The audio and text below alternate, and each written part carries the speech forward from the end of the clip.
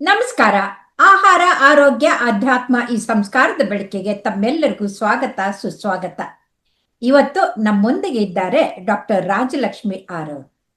ಅವರು ಉಡುಪಿಯಲ್ಲಿ ಸುಪ್ರಸಿದ್ಧ ಸ್ತ್ರೀರೋಗ ತಜ್ಞರು, ಪ್ರಸೂತಿ ತಜ್ಞರು. ಅದಲ್ಲದೆ ಉಡುಪಿಯ ಭಾರತೀಯ ವೈದ್ಯಕೀಯ ಸಂಸ್ಥೆಯ ದಕ್ಷ ಅಧ್ಯಕ್ಷರಾಗಿ, ಈಗ ಪ್ರವೃತ್ತಿಯಿಂದ ಸಾಹಿತಿಗಳಾಗಿ ಅತ್ಯಂತ ಉತ್ಕೃಷ್ಟವಾದಂತ ಸೇವೆ ಮಾಡೋಕ್ಕೋಸ್ಕರ ವಾತ್ಸಲ್ಯದ ಒಸುಗೆ ಅಂತ ಒಂದು ಪುಸ್ತಕ, ಅಂದ್ರೆ ಹೆಣ್ಣು ಮಕ್ಕಳಿಗೆ ಒಂದು ಕೈಪಿಡಿ ಹಾಗೆ ಬರೆದಿದ್ದಾರೆ. ಅವ್ರಿಗೆ ಬೇಕಾಗುವ ಎಲ್ಲಾ ಸಲಹೆಗಳನ್ನ ಅವ್ರಿಗೆ ಸೂಕ್ತವಾಗಿ ಕೊಟ್ಟಿದ್ದಾರೆ. ಇದಲ್ಲದೆ ಶಾಲೆ ಕಾಲೇಜುಗಳಿಗೆ ಹೋಗಿ ಹದಿಹರೆಯದ ಮಕ್ಕಳಲ್ಲಿ ತಪ್ಪು ಕಲ್ಪನೆಗಳು, ಅವರಲ್ಲಿ ಇರುವಂಥದ್ದನ್ನ ಮಿತ್ಗಳನ್ನ ದೂರ ಮಾಡಿ ಅವ್ರಿಗೆ ಸರಿಯಾದ ಮಾರ್ಗದರ್ಶನ ಮಾಡುವಲ್ಲಿ ಉತ್ತಮವಾದಂಥ ಕೆಲಸ ಮಾಡ್ತಾ ಇದ್ದಾರೆ.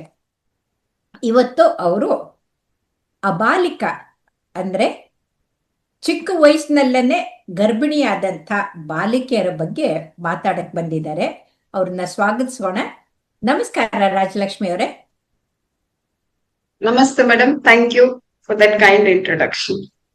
ಕರೆಕ್ಟ್, ನೀವ್ ಹೇಳಿದ್ರಿ ಹದಿಹರೆಯದ ಬಗ್ಗೆ ನಾನು ಪುಸ್ತಕದಲ್ಲಿ ಬರೆದಿದ್ದೇನೆ ಅಂತ. ಅದರಲ್ಲಿ ಒಂದು ತುಂಬಾ ಪ್ರಮುಖವಾದ ಅಂಶ ನಾವು ಹೆಚ್ಚಾಗಿ ಕಂಡು ಬರುವಂತದ್ದು ಹದಿಹರೆಯದ ಗರ್ಭಧಾರಣೆ. ಅದರ ಬಗ್ಗೆ ಸ್ವಲ್ಪ ಮಾಹಿತಿ ಕೇಳಿದ್ದೀರಿ, ಕೊಡೋಣ ಅಂತ ಅನ್ಕೊಂಡು.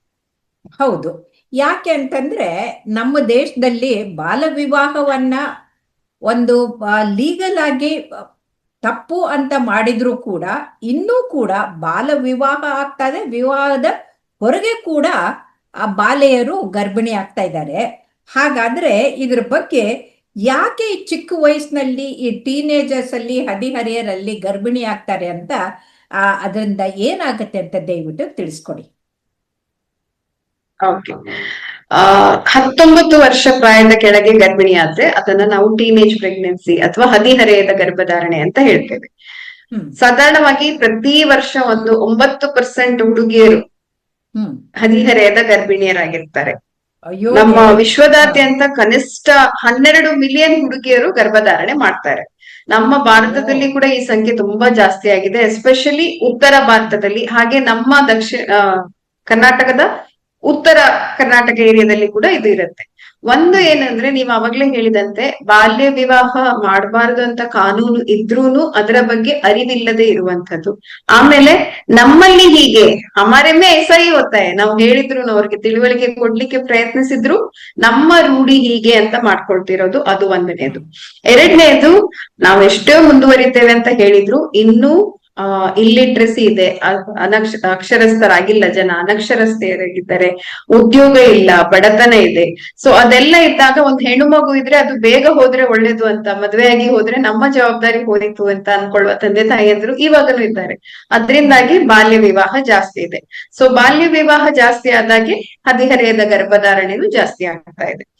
ಎರಡನೇ ಕಾರಣ ಏನಂತ ಹೇಳಿದ್ರೆ, ಮಕ್ಕಳು ಕೆಲವೊಮ್ಮೆ ಈಗ ಮಾಹಿತಿ ಇಲ್ಲದ್ದು ಒಂದು ಇದಾದ್ರೆ, ಮಾಹಿತಿಯ ಮಹಾಪೂರ ಇರುವಂತ ಟೈಮ್ ಇದೆ. ಅದು ಹಳ್ಳಿಗಾಡಿನ ವಿಷಯ ಆದ್ರೆ, ಅರ್ಬನ್ ಇದಕ್ಕೆ ವಿಷಯಕ್ಕೆ ಬಂದ್ರೆ ಅವರಿಗೆ ಮಾಹಿತಿ ಜಾಸ್ತಿ ಇದೆ. ಈ ಹದಿಹರೆಯ ಎನ್ನುವಂಥದ್ದು ಅವರ ದೇಹದಲ್ಲಿ ಆಗುವಂತಹ ಹಾರ್ಮೋನ್ಗಳಿಂದಾಗಿ ಒಂಥರ ಚಂಚಲ ವೃತ್ತಿ. ನಾವು ಕೇಳಿದ್ದೀವಿ 16ರ ವಯಸ್ಸು ಹುಚ್ಚುಕೋಡಿ ಮನಸ್ಸು ಅಂತ. ಸೊ ಎಲ್ಲದ್ರಲ್ಲೂ ಪ್ರಯತ್ನ ಮಾಡ್ತಾ ಅವರಿಗೆ ಒಂಥರ ಕುತೂಹಲ. ಸೊ ಅವ್ರು ಪ್ರಯೋಗ ಮಾಡ್ತಾರೆ. ಆ ಪ್ರಯೋಗದಿಂದಾಗಿ ದಾರಿ ತಪ್ಪಿ ಗರ್ಭಿಣಿಯರಾಗೋರು ಇರ್ತಾರೆ.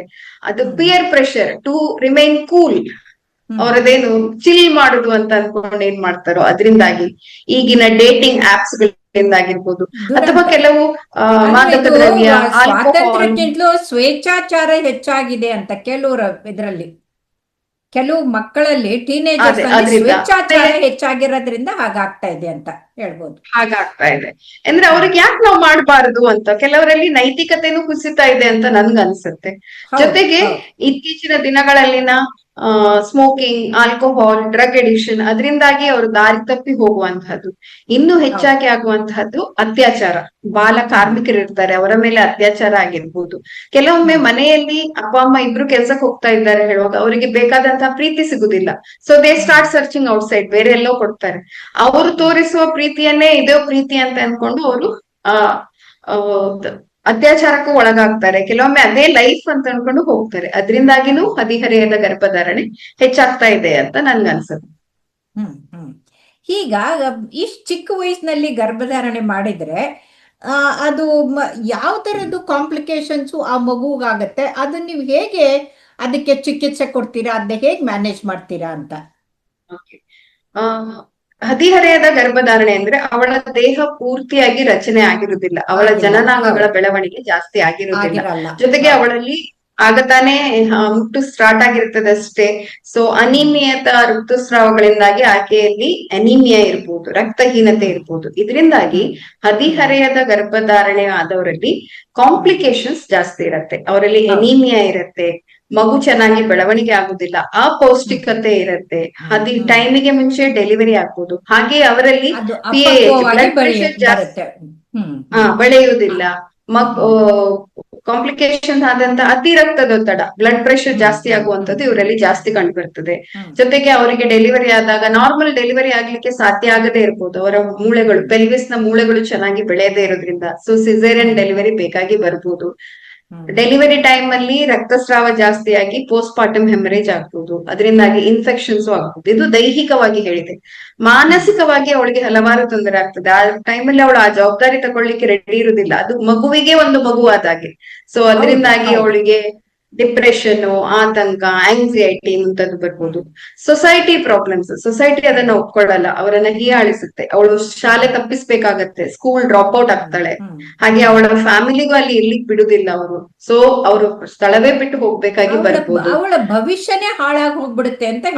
ಭವಿಷ್ಯನೇ ಹಾಳಾಗತ್ತೆ, ಫೈನಾನ್ಷಿಯಲ್ ಕಾನ್ಸಿಕ್ವೆನ್ಸಸ್ ಫೇಸ್ ಆಗತ್ತೆ. So it is a multi dimensional problem. ಜೊತೆಗೆ ಆಯ್ತು, ಅವಳು ಪತ್ತೆ ಆಗುದು ಲೇಟ್ ಆಗತ್ತೆ ಯೂಶುವಲಿ. ಯಾಕೆಂದ್ರೆ ಆ ಟೈಮ್ ಅಲ್ಲಿ ಮುಟ್ಟು ರೆಗ್ಯುಲರ್ ಆಗಿ ಬರುದಿಲ್ಲ, ಇರೆಗ್ಯುಲರ್ ಪೀರಿಯಡ್ಸ್. ಸೊ ಪತ್ತೆ ಆಗುವಾಗ್ಲೇ 7 ತಿಂಗಳು 8 ತಿಂಗಳಾಗಿದ್ರೆ ಅದನ್ನ ನಾವು ಡೆಲಿವರಿ ಮಾಡಿಸ್ಬೇಕಾಗಿ ಬರುತ್ತೆ. ಹಾಗಾದ ಮಗುಗೆ ವಾರಸುದಾರರು ಯಾರು? ಅದು ತಂದೆ ತಾಯಿ ಇಲ್ಲದೆ ಬೆಳೆಯುತ್ತೆ. ಅದು ಸಾಮಾಜಿಕವಾಗಿ ಅದಕ್ಕೂ ನ್ಯಾಯ ಸಿಗುವುದಿಲ್ಲ. ಇದನ್ನ ತಡೆಗಟ್ಟೋದು ಹೇಗೆ? ಇದು ಒಳ್ಳೇದಲ್ಲ ಅಂತ ಗೊತ್ತು, ಆ ಮಕ್ಕಳಿಗೆ ಅನ್ಯಾಯ ಆಗತ್ತೆ ಅಂತ ಗೊತ್ತು, ತಡೆಗಟ್ಟೋದು ಹೇಗೆ ಅಂತ?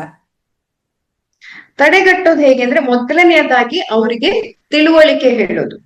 ಈಗ ನಾವ್ ಹೇಗೆ ಹೋಗಿ ಶಾಲೆಯಲ್ಲಿ ಹೋಗಿ ಅನಿಮಿಯಾ ಅದನ್ನ ತಡೆಯೋದು ಹೇಗೆ, ಮೆನ್ಸ್ಟ್ರಲ್ ಹೈಜೀನ್ ಅಂದ್ರೆ ಹೇಗೆ, ಪೀರಿಯಡ್ಸ್ ಬಗ್ಗೆ ಹೇಗೆ ಅಂತ ಅವ್ರಿಗೆ ಹೇಳ್ತೇವೋ ಅದೇ ತರದ ಮಾಹಿತಿಯನ್ನ ಅವರಿಗೆ ಸ್ಕೂಲ್ಗಳಲ್ಲಿ ಕೊಡುವಂತಹದ್ದು. ಮತ್ತೆ ನಾವು ಏನ್ ಮಾಡಿರ್ತೇವೆ ಅಂದ್ರೆ ಹಿಂಜರಿತೇವೆ. ಸೆಕ್ಸುವಾಲಿಟಿ ಎಜುಕೇಶನ್ ಅಂತಾರೆ, ರಿಪ್ರೊಡಕ್ಷನ್ ಬಗ್ಗೆ ಹೇಳ್ಕೊಡ್ಲಿಕ್ಕೆ, ಸಂತಾನೋತ್ಪತ್ತಿ ಹೇಗೆ ಆಗ್ತದೆ ಅಂತ ಹೇಳಲಿಕ್ಕೆ ಹಿಂಜರಿತೇವೆ. ಅದು ಹೇಳ್ಬಾರ್ದು ನಾವು ಅಂತ. ಆದ್ರೆ ಈಗಿನ ಜನರಿಗೆ ಅದೇ ಬೇಕಾಗಿರೋದು, ಈಗಿನ ಮಕ್ಕಳಿಗೆ. ನಾವು ಹೇಳಿಲ್ಲ ಅಂದ್ರೆ ಬೇರೆ ಕಡೆಯಿಂದ ಅವ್ರು ಅದನ್ನ ಕಂಡುಕೊಳ್ತಾರೆ. ಅದರಿಂದಾಗಿ ಅದರ ಬಗ್ಗೆ ಫರ್ಟಿಲಿಟಿ ಪೀರಿಯಡ್ ಯಾವುದು ಅದರ ಬಗ್ಗೆ ಸರಿಯಾಗಿ ಮಾಹಿತಿ ನೀಡುವಂತಹದ್ದು. ಜೊತೆಗೆ ದೇಶದಲ್ಲಿ ಇರುವಂತಹ ಕಾನೂನುಗಳ ಬಗ್ಗೆ, ಬಾಲ್ಯ ವಿವಾಹ ಕಾನೂನು, ಜೊತೆಗೆ ಪಾಕ್ಸೋ ಇದೆ.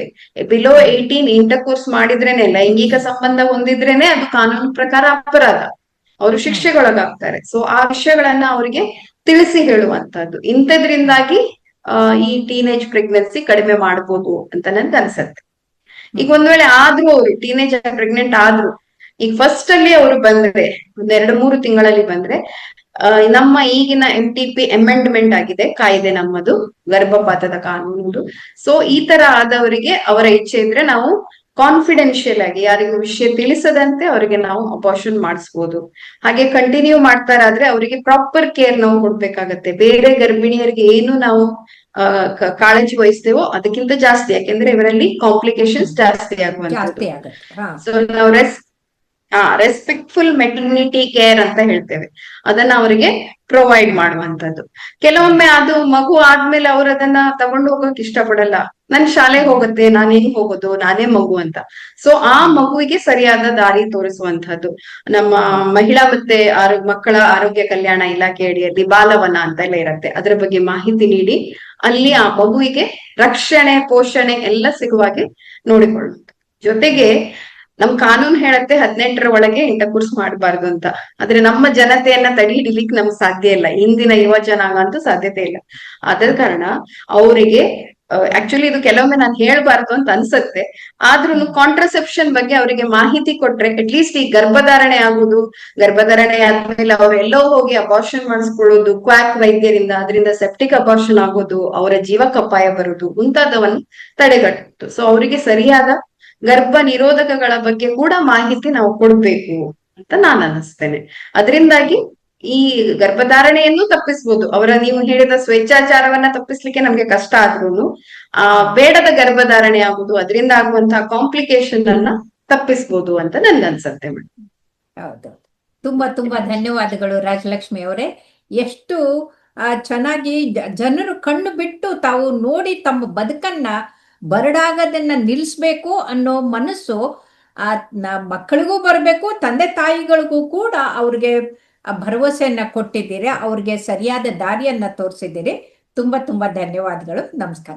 ಒಂದು ಪಾಯಿಂಟ್ ಹೇಳಿಕ್ಕೆ ಇಷ್ಟಪಡ್ತೇನೆ ಮೇಡಮ್. ತಂದೆ ತಾಯಿ ಅಂದ್ರೆ ಏನ್ ಮಾಡ್ತಾರೆ ಅಂದ್ರೆ, ಅವರಲ್ಲಿ ಟೈಮ್ ಇಲ್ಲ ಅಂತ ಹೇಳಿದಾಗ ಮಕ್ಕಳಿಗೆ ಅಂತ ಹೇಳಿ ಮೊಬೈಲ್ ಅನ್ನ ಕೊಟ್ಬಿಡ್ತಾರೆ. ಆ ಮೊಬೈಲ್ ಅಲ್ಲಿ ಮಕ್ಕಳು ಏನ್ ನೋಡ್ತಾರೆ ಹೇಳೋದ್ರ ಬಗ್ಗೆ ಅವರಿಗೆ ಇದಿರೋದಿಲ್ಲ. So parent guided mobile use ಮಾಡುವಂತದನ್ನ ಮಾಡ್ಬೇಕು. ಅದರಲ್ಲಿ ಅವ್ರು ಏನ್ ನೋಡ್ತಾರೆ ಅದನ್ನ ಅದು ನೋಡ್ಕೊಳ್ಬೇಕಾಗತ್ತೆ. ಇತ್ತೀಚೆಗೆ ನಾನು ಓದಿದೆ, ಡಿಸ್ಕಷನ್ ಆಗ್ತಾ ಇದೆ, 16 ವರ್ಷದ ಕೆಳಗೆ ಮೊಬೈಲ್ ಯೂಸ್ ಮಾಡುವಾಗಿಲ್ಲ ಅಂತದೊಂದು ಕಾನೂನು ಬಂದ್ರೆ ತುಂಬಾ ಒಳ್ಳೆಯದು ಮೇಡಮ್. ಯಾಕೆಂದ್ರೆ ಅದು ಮಕ್ಕಳನ್ನ ತಪ್ಪು ದಾರಿಗೆ ಎಳೆಯುತ್ತೆ. ಸೊ ಅದರಿಂದ ಪೇರೆಂಟಲ್ ಗೈಡೆನ್ಸ್ ಅಲ್ಲಿ ಅವರು ಸೋಷಿಯಲ್ ಮೀಡಿಯಾವನ್ನ ನೋಡ್ಬೇಕು. ಅದರಿಂದ ಕೂಡ ಇದನ್ನ ತಡೆಗಟ್ಟು. ಇದು ಬೇರೆ ದೇಶದಲ್ಲಿ ಬಂದಿದೆ, ನಮ್ ದೇಶದಲ್ಲೂ ತರ್ತಾ ಇದ್ದಾರೆ. ತುಂಬಾ ತುಂಬಾ ಸಂತೋಷ. ನಮಸ್ಕಾರ ರಾಜಲಕ್ಷ್ಮಿ ಅವರೇ. Thank you so much. Okay.